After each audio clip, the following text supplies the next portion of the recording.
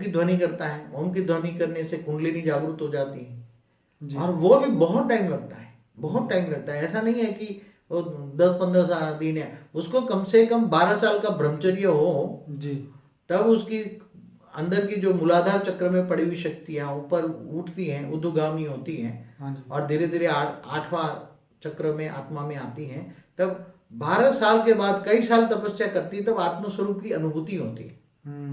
कम से कम उसके लिए तो 12 साल टोटल ब्रह्मचर्य चाहिए, उसके बाद आत्मस्वरूप की अनुभूति होती है।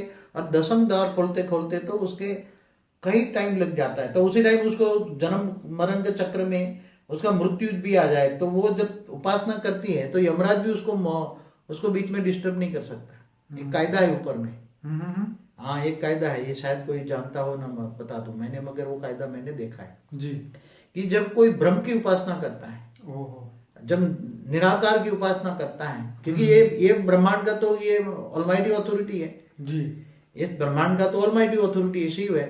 जी जी जी। तो ब्रह्म ज्ञानी जब ब्रह्म की उपासना करता है, तो उसके बीच में यमराज, अगर उसकी कर्मों का हिसाब किताब आया और कर्मों का हिसाब किताब आ गया बीच में, जी। और उसका मौत होने का समय भी आ गया, जी जी। और यमराज देखता है कि अब उसको मौत करूं या ना करूं, ओके।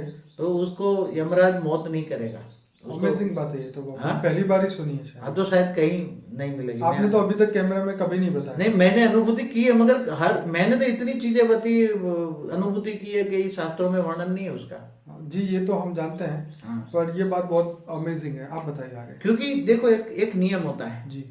जब ब्रह्म ज्ञानी जब उपासना करता है, तो उसका लक्ष्य ऑलमाइटी अथॉरिटी को पाने का होता है। जी।